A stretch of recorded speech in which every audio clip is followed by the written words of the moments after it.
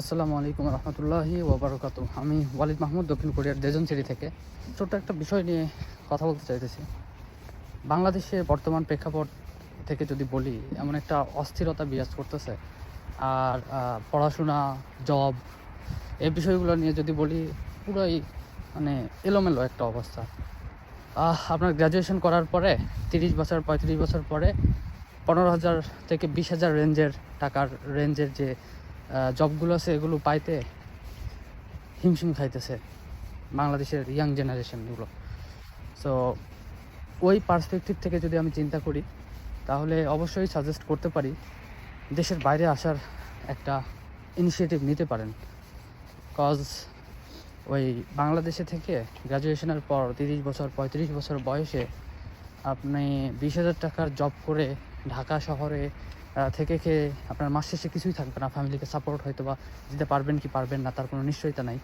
তো ওই সিচুয়েশান থেকে আপনি যদি 18 বছর বয়সে কিংবা 20 বছর বয়সে দেশের বাইরে আসেন এবং একটা সার্টেন সময় পরে 3 মাস কিংবা 6 মাস পর থেকেই আপনি আপনার ফ্যামিলিকে ন্যূনতম হলেও সাপোর্ট করতে পারবেন সেই 18 কিংবা 20 বছর বয়স থেকে।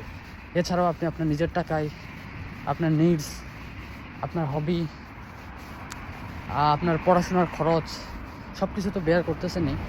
ইভেন এমার্জেন্সি কোনো কেসে যদি আপনার ফ্যামিলির কোনো রকমের সাপোর্ট প্রয়োজন হয় ফাইন্যান্সিয়ালি, ফর এক্সাম্পল হঠাৎ করে ধরেন 20,000 কিংবা 30,000 টাকা লাগলো, তো সেই ক্ষেত্রে আপনার কাছে টাকা নাও থাকতে পারে বিদেশে থাকা অবস্থায়, কিন্তু আপনি হয়তো বা 4 দিন 5 দিন কিংবা 1 সপ্তাহ কাজ করে ইনস্ট্যান্ট সেই 20-30,000 টাকা আর্ন করে আপনার ফ্যামিলিকে সাপোর্ট দিতে পারবেন।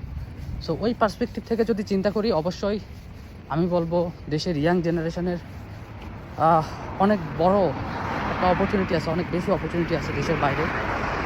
তো প্রত্যেকে যাদের ফাইন্যান্সিয়াল ন্যূনতম অ্যাবিলিটি আছে, যাদের মেধা আছে, দেশের বাইরে আসতে বা বিদেশে পড়াশোনার জন্য যে শুধু টাকা লাগে, এটা টোটালি রং একটা কনসেপ্ট।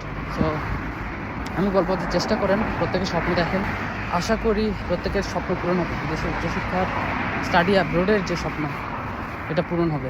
সো এই আমি বলবো চেষ্টা করতে থাকেন, নিজেদের যে ইন্টেলিজেন্সি আছে এটাকে কাজে লাগান, ফাইন্যান্সিয়াল অ্যাবিলিটি যতটুকু আছে এটাকে কাজে লাগান। সবচাইতে বড় কথা হলো যে আপনার সময়ের সদ্ব্যবহার এবং সময় উপযোগী একটা সিদ্ধান্ত নেওয়া, এটা অনেক বেশি ইম্পর্টেন্ট বর্তমান সময়ের সাথে। সো সময় উপযোগী সিদ্ধান্ত নিন,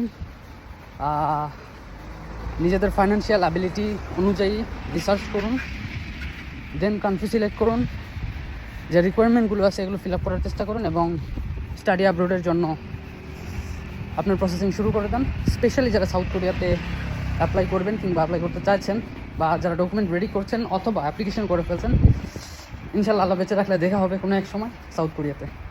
সো ভালো থাকুন, সুস্থ থাকুন, আল্লাহ হাফেজ।